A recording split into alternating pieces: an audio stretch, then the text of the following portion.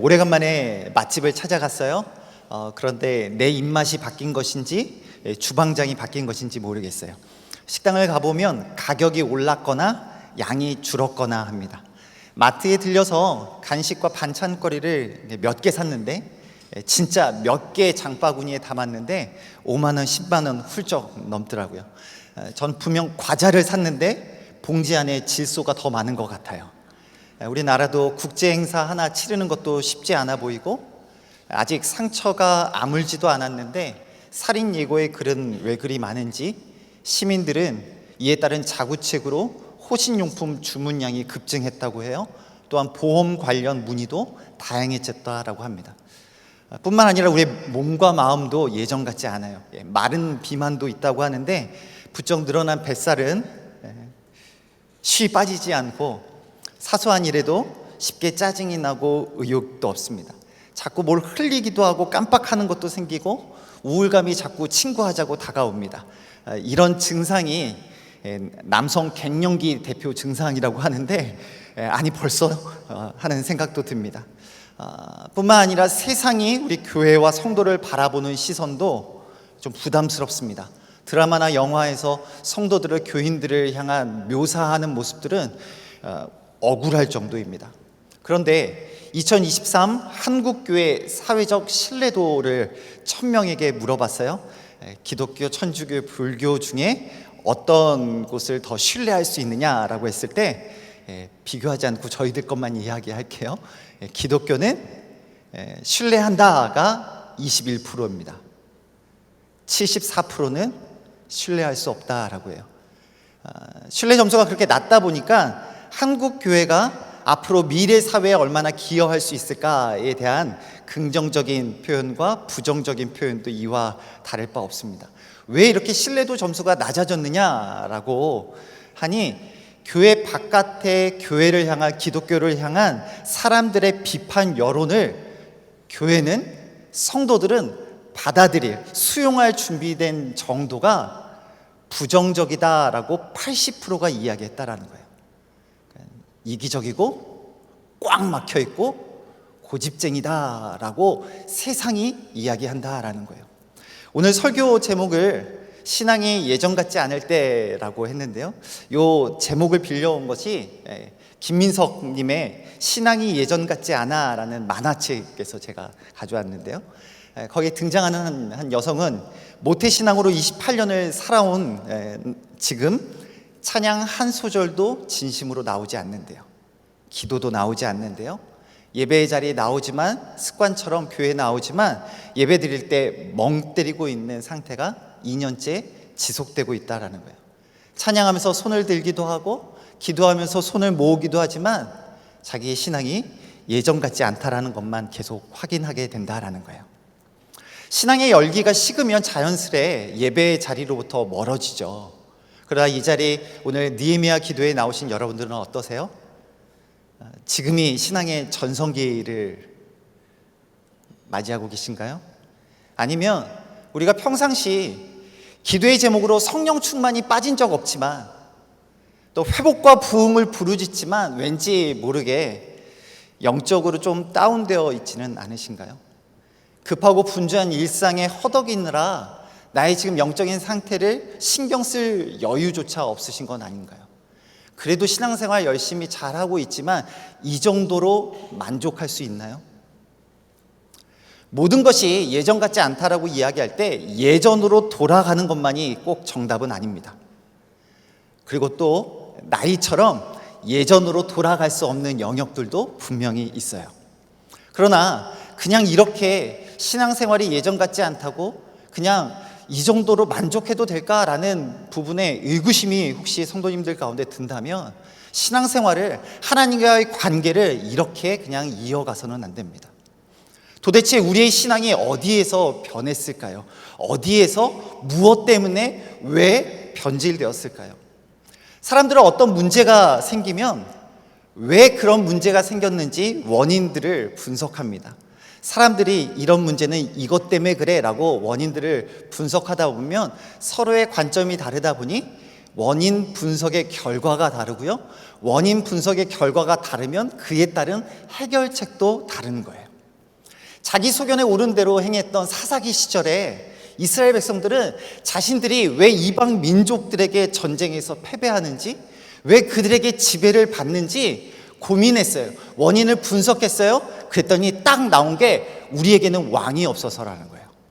우리에게 강력한 리더, 군사적으로 용맹하고 하나로 묶을 수 있는 리더십 있는 왕이 생기면 우리가 이렇게 고생하지 않는다라고 생각했어요. 그래서 사무엘에게 왕을 세워달라고 하죠. 사울 왕이 세워졌지만 여러분, 그것이 잘못된 판단이라는 것 깨닫는데 오래 걸리지 않았어요.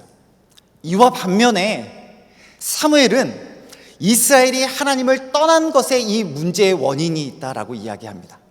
이스라엘이 하나님만을 믿지 못하고 하나님과 이방의 신들을 겸하여 섬기는 우상 숭배를 했고, 하나님의 백성으로서의 정체성을 지켜내지 못하고 가나안 문화에 동화되어져 살다 보니 이스라엘의 세속화되어진 것이, 하나님을 떠난 것이, 세상과 벗하며 산 것이 모든 문제의 출발이라고 말합니다. 누군가 역사는 반복된다고 하죠. 오늘 본문의 호세아서는 북왕국 이스라엘이 아수르에 의해 기원전 722년 멸망하기 이전 하나님께서 호세아 선지자를 통하여 너희들 회개하고 하나님께 돌아오라 라는 메시지를 전하는 겁니다. 그런데 그런 메시지를 들었음에도 불구하고 제대로 반응하지 못했고 멸망했습니다. 저와 여러분이 지구촌 공동체가 매일 성경으로 요즘 묵상하고 있는 본문은 예레미야입니다. 예레미야는 722년에 북이스라엘이 멸망한 이후에 약 150년이 지난 586년 남유다도 멸망하는 가운데 예레미야를 통하여 너희도 북이스라엘을 보지 않았느냐, 회개하고 하나님께 돌아와야 한다라는 숱한 메시지 가운데 귀를 기울이지 않았습니다. 그들도 멸망했습니다. 성도 여러분, 우리의 모든 것을 아시며 신앙이 예전 같지 않은 우리의 신앙에 대해 하나님께서 왜 우리가 이렇게 살아가고 있는지, 이렇게 만족하면 안 된다라는 것을, 하나님 입장에서의 나의 삶의 신앙의 문제의 원인이 무엇인지, 그리고 그것에 따른 해결 방안은 무엇인지 호세아서 말씀을 통해 오늘 함께 살펴보고 싶습니다. 첫 번째로 원인 분석을 한번 해보죠. 우리 호세아 1장 2절의 말씀인데요, 괜찮으시면 우리 한번 화면을 보시고 같이 읽어볼까요? 시작. 여호와께서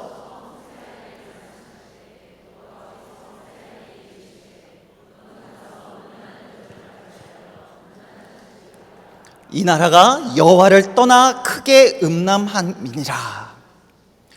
하나님께서 호세아를 통하여 판단하시고 평가하시는 내용은 이 나라가 여호와를 떠났다라는 거예요. 이스라엘은 여호와를 떠나 우상 숭배를 합니다. 이스라엘이 날마다 예배했지만, 한 번도 예배하지 않은 적이 없지만 여호와 하나님만을 예배하진 않았어요.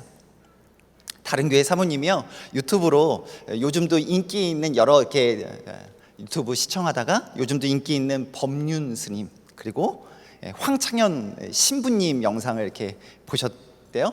뭐 한 번 본 게 아니라 이렇게 몇 번 보셨나 봐요. 그거를 엄마가 이렇게 보고 있는 것을 지나가던 대학생 아들이 엄마한테 이렇게 이야기합니다. 하나만 믿지? 이 나라가 여호와를 떠나 크게 음란합니다 라고 할 때, 음란이라는 것은 여기선 성적인 타락보다는 하나님이 아닌 다른 신들을 향해 몸과 마음이 끌리는 것을 말합니다. 하나님이 아닌 다른 신들을 향해 몸과 마음이 끌리는 것. 그래서 호세아 2장 13절에는 그가 사랑하는 자를 따라갔다라고 해요. 그래서 하나님을 잊어버렸다라고 이야기해요. 사랑하는 자가 누구였느냐? 바알들을 섬겼다라고 호세아서는 이야기합니다. 하나님보다 더 사랑하는 것이 생겼어요. 그래서 그를 따라가는 거예요. 가나안 땅에 도착하고 그곳에서 농사를 짓는 농경사회에 진입한 그들에게는 농사를 주관하는 비를 내려주는 바알을 섬기는 것이 옳다라고 여긴 거예요. 그래서 바알을 열심히 섬겨야 바알이 비를 내려주고, 비가 내려야 그 척박한 땅에서 풍성한 수확을 누리고 부유해질 수 있다라고 믿었어요. 바알 숭배를 하면요, 첫 번째는 1차적으로는 동물 제사를 드리고요, 2차적으로는 바알 신전에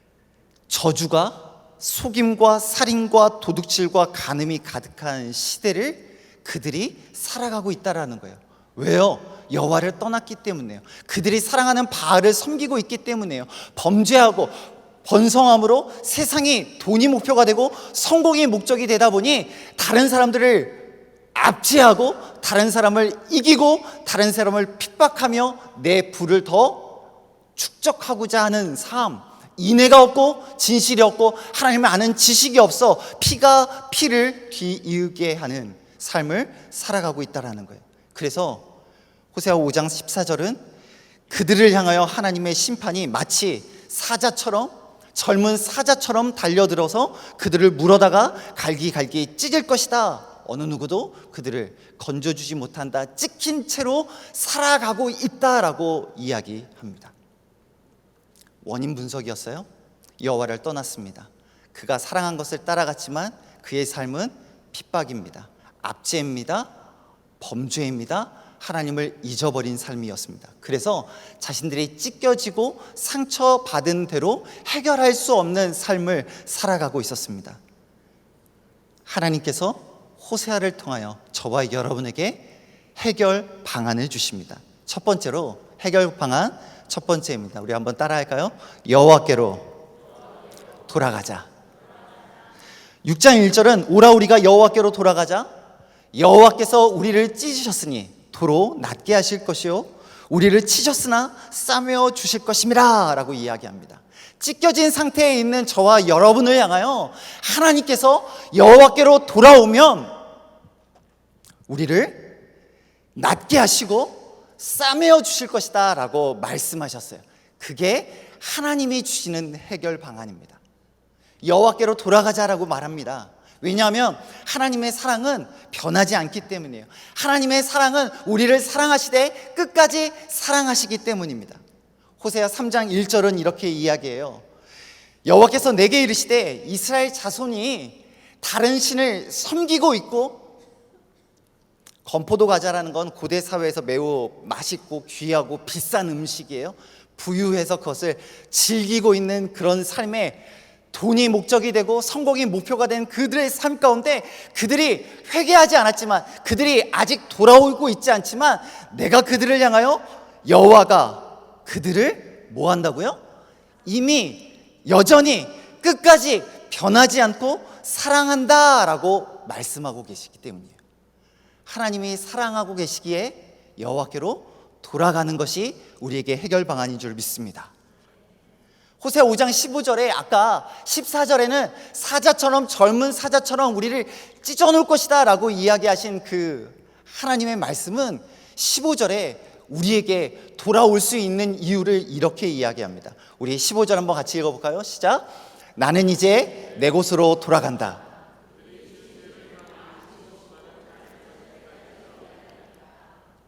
환난을 당할 때에는 그들이 애타게 나를 찾아 나설 것이다. 그들이 지은 죄를 다 뉘우치고 나를 찾을 때까지 돌아와도 만나주시는 그 주님이 계시다라는 것을 이야기합니다. 찢었으나 싸매어 주실 것이고 낫게 하시는 그 하나님이 여전히 우리를 향한 사랑으로 기다리고 계심이, 우리를 향한 하나님의 여호와께로 돌아와라 라는 호세아서의 그 말씀이 우리의 위로요 또한 회복과 또 소망이 되는 줄 믿습니다. 여호와께로 돌아오는 것, 하나님은 우리가 여호와께 돌아오기를 기다리고 계세요. 지금 우리의 형편이 어떠하든지 여호와께로 돌아가기만 한다면 치유와 회복이 되는 줄 믿습니다. 일으키시고 우리를 살리시는데요, 여러분 또 한번 질문 드려볼게요. 좋은 습관을 들이는 게 힘들까요? 아니면 나쁜 습관을 버리는 게 힘들까요? 좋은 습관이요? 아니면 나쁜 습관이요? 둘 다 힘들죠. 호세아 5장 4절에는 돌아가야 함을 이야기하는데, 돌아가야 함을 알지만 돌아가지 못하는 장애물이 있다라고 이야기해요. 그들의 행위가 하나님께로 돌아가지 못하게 한다라는 거예요. 그들의 마음이 음란함으로 가득 채워져 있기 때문에 여호와를 알지 못하고 여호와께로 돌아가면 해결 방안이 있다는 것을 기억하지 못하고 그들의 죄악된 습관이 가득 찬 내 탐욕이 더러운 것을 버리지 않고서는 방법이 없는데 그들이 돌아오지 못하고 있다라는 거예요. 해결 방안이 있으면 뭐예요? 돌아가지 않으면 아무 소용이 없는데요. 여호와께 돌아가자라는 것을 흔히 회개라고 이야기하죠. 회개는 후회를 뛰어넘어 고치는 것을 이야기해요. 그런데 어릴 적 학교 다녀와서 그냥 놀러 나갈 마음 가운데 학교 다녀왔습니다 하고 가방을 확 던져놓고 인사를 하는 둥 마는 둥 하고 놀러 나가는 것처럼 때로는 입술로만 하나님 용서해 주세요, 하나님 잘못했어요, 하나님 나를 불쌍히 여겨주세요 라는 기도했던 적 많지요. 근데 어느 날 하나님 용서해 주세요, 용서해 주세요 기도하다가 제 스스로가 너무 염치 없다라고 느낀 적이 있었어요. 회개 기도는 하지만 내가 잘못하고 있는 그 죄를 다신 반복하지 않을 자신이 없는 거예요. 지금 용서를 구하고 지금 회개를 통하여 하나님이 용서해 주셨다라는 것을 확신을 갖고 가는 것도 쉽지 않지만 그 마음에 또 반복할 텐데 이렇게 기도하는 거 너무 염치 없지 않나? 라고 생각이 들었어요. 그럼에도 불구하고 그 염치 없는 모습으로 하나님께 나아가 회개하는 것, 그것이 여호와께 돌아가는 겁니다. 그렇게 나아갔을 때 내가 뼛속 깊이 죄인이라는 걸 깨닫는 것이 은혜인데요. 사랑하는 성도 여러분, 여호와께로 돌아가 내가 뼛속 깊이 죄인이라는, 철저한 죄인이라는 걸 깨달을 수 있는 은혜가 저와 여러분에게 있기를 소망합니다. 또한 장애물이 있대요. 여호와께로 돌아가야 되는데 돌아가지 못하도록 막는 것이 호세아 7장 10절에 있다고 합니다. 이스라엘의 교만이 그들의 얼굴에 드러났는데 그들이 찢겨짐을 당하여도, 모든 일을 당하여도 그들의 하나님 앞에 그들이 여호와께로 돌아오지 아니하고 구하지도 않는다라는 거예요. 괜찮아, 하나님 앞에 나의 교만이 하나님 앞에 돌아가지 못하고 그냥 그 자리에 머물러 있다라는 거예요. 염치 없는 뼛속 깊이 죄인인 나를 향하여 하나님은 여전히 사랑한다라고 말씀하시고 돌아오길 기다리신다고, 돌아오면 용서하신다라고 말씀하세요. 내 죄를 다시는 내가 결단하고 회개한다고 반복하지 않을 자신 없는 나의 삶 가운데 나는 또 넘어질 수밖에 없고 또 죄악의 길로 갈 수밖에 없는 나의 모습을 깨달을 때 주님이 아니고서는 내 죄의 문제를 해결할 수 없음을 아는 것, 그것이 여호와께로 돌아온 자에게 주는 은혜입니다. 그 진짜 은혜는 나를 구원하신 그 하나님을 내가 만나고 이런 죄인을 향하여 돌아오라고 말씀하시고 돌아오기까지 기다리셨고 돌아온 나를 용서하시고 회복시키시는 그 하나님이 얼마나 큰 사랑이고 은혜임을 깨닫는 것, 그것이 은혜이죠. 여러분, 누군가를 진심으로 용서해 본 적이 있으십니까? 누군가를 진심으로 용서해 본 적이 없는 사람이 어찌 죄 용서받음의 기쁨을 알 수 있을까요? 다른 사람을 용서하기 위해 입술을 깨무는 정도의 그 작은 고통을 겪어보지도 않은 사람이 예수님이 나를 위하여 십자가에 지시는 그 고통을 어찌 조금이나마 알 수 있을까요? 나는 결코 구원받을 자격이 처음부터 없었다는 것을 깨달을 수 있는 저와 여러분 되기를 소망합니다. 그거는요, 여호와께 돌아갔을 때 깨달을 수 있는 은혜인 줄 믿습니다. 여호와께 돌아가는 것, 하나님께서 우리에게 허락하여 주신 해결 방안입니다. 두 번째로, 여호와를 힘써 하는 것이 하나님께서 우리에게 허락하여 주시는 해결 방안입니다. 우리 3절의 말씀 한번 같이 읽어볼까요? 시작. 여호와를 힘써 알자. 그러므로 우리가 여호와를 알자. 힘써 여호와를 알자. 그의 나타나심은 새벽빛같이 어김없나니 비와 같이 땅을 적시는 늦은 비와 같이 우리에게 임하시니라. 하나님은 저와 여러분이 하나님을 알기를 원하세요. 하나님을 제대로 알기를 원하세요. 우리가 돌아가기만 한다면 하나님은 어김없이 나타나시는데, 이스라엘 백성들이 지식이 없어 망했고, 그래서 그런 이스라엘 백성들을 향하여 하나님이 나도 너를 버렸다라고 이야기해요. 여호와를 안다라는 것은요, 성경 공부를 한다라는 걸 이야기하지 않아요. 인지적인 교육만을 말하는 것이 아니라 전인적인 경험과 체험이 필요하다라는 걸 말하는 거예요. 하나님을 아는 것. 그런데 성도님들은 하나님을 아는 게 어렵다라고 말해요. 성경을 읽어도 무슨 말인지 잘 모르겠다라고 할 때 있으시죠? 큐티할 때도 매일 성경 옆에 있는 해설을 읽어야 이 내용이 이런 말씀이었구나 라고 말하기도 해요. 그러다 보니 하나님의 뜻을 잘 모르겠다라고 이야기하는데요, 하나님은요 숨바꼭질 하시는 하나님이 아니세요. 얼마 전에 제 생일이었어요. 그래서 아이들이 이제는 조금 커서 아빠한테 생일이라고 선물을 사주겠다라고 하더라고요. 그래서 아빠한테 뭘 원하는지 물어봤어요. 저는 현실적이니까 너희가 얼마를 쓸 수 있냐라고 물어봤습니다. 뭐 시계를 사주겠다, 넥타이를 사주겠다, 나중에 돈 많이 모아서 같이 여행을 갔으면 좋겠다, 뭐 이런 이야기를 했어요. 아이가 물어보는데 이렇게 사고 싶은 게 없는 거예요. 뭐 그렇다고 해서 제가 뭐 물질을 초월해서 이렇게 없는 게 아니고요. 저에게 진작 필요했으면 이미 샀어요. 22개월 할부로. 그냥 뭘 원하냐고 이야기하는데 아빠가 생각해 볼게, 내일 이야기할게, 내일 이야기할게, 이렇게 시간을 이렇게 끌었습니다. 그랬더니 말을 안 해주고 시간을 끄니까 저희 막내가 좀 마음이 급해졌어요. 그래서 제가 얼마 전에 아이들과 이렇게 마트에 갔는데 게임기가 있는데 제가 그걸 보다가 아무도 없어가지고 그냥 게임을 좀 했거든요. 그랬더니 아빠가 이게 필요한 거구나, 아빠한테 게임기를 사주겠다고 하더라고요. 사실은 자기가 가지고 싶어서 거를 사주겠다고 하는 거예요.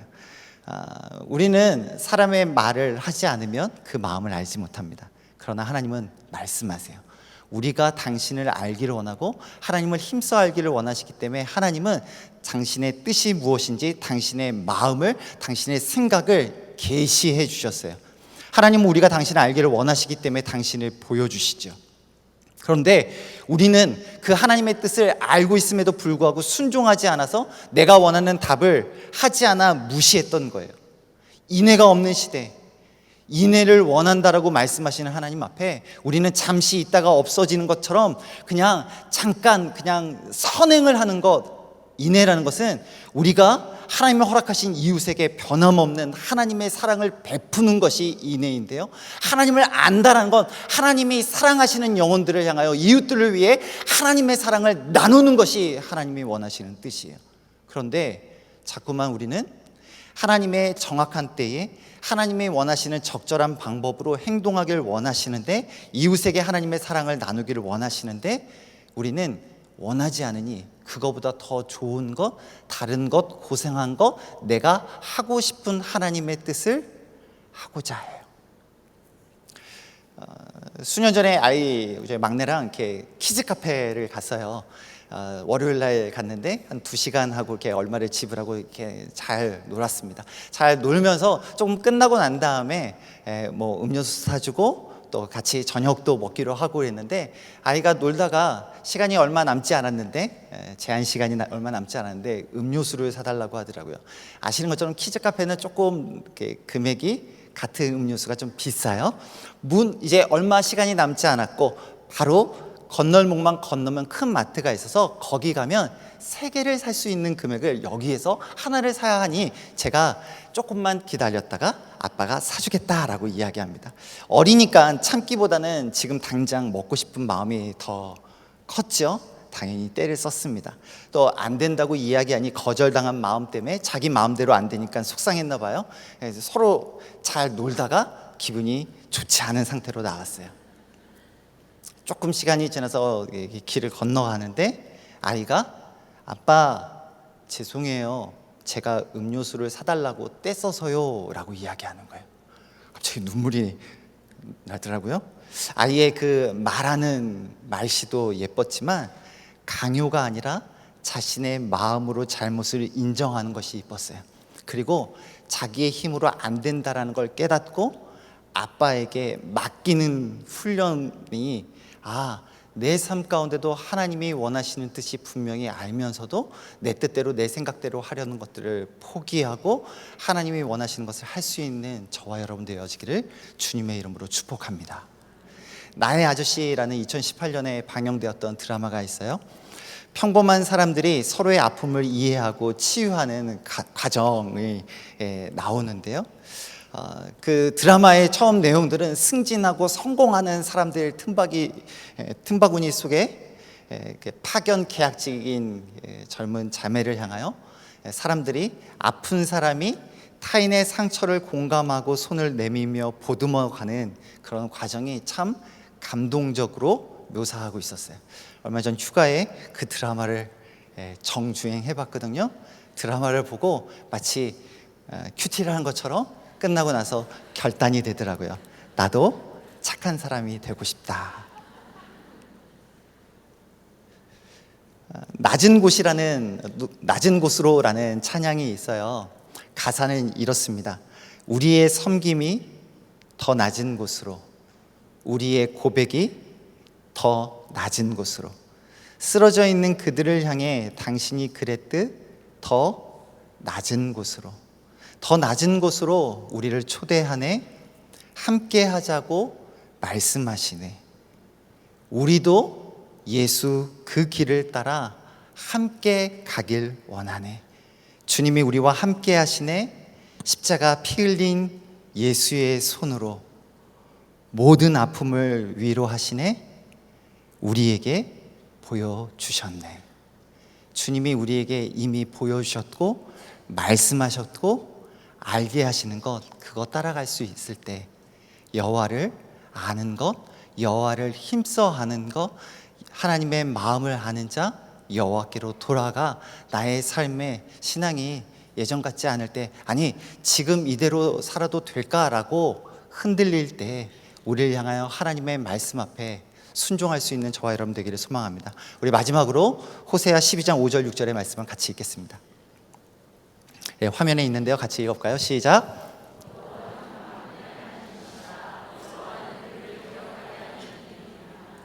그런즉 너의 하나님께로 돌아와서 인애와 정의를 지키며 항상 너의 하나님을 바랄지. 6절 다시 한번 제가 읽겠습니다. 너의 하나님께로 돌아와서 인애와 정의를 지키며 항상 너의 하나님을 바랄지니라. 하나님께 나와 하나님이 우리를 치료해 주시고 우리를 싸매어 주시고 우리를 향한, 내가 철저한 죄인이지만 염치 없는 나이지만 하나님이 아니고서는 나의 죄의 문제를 해결할 수 없음을 깨닫게 하여 주시고, 날 구원하신 것이 하나님의 크신 은혜임을 기억하고 나를 향하여 지금도 주님이 걸어가신 그 길을 따라갈 때 우리 또한 돈과 성공의 목적과 목표가 되어서 주변의 이웃들의 아픔을, 그들의 신음을, 그들의 고통을 모른 척하는 것이 아니라 더 낮은 곳으로 주님이 그렇게 보여주신 것처럼 그들을 향하여 사랑으로 섬기며 하나님의 마음을, 하나님이 이 땅을 향하여 무엇을 원하시는지 깨닫는 저와 여러분 되어지기를 주님의 이름으로 소망합니다.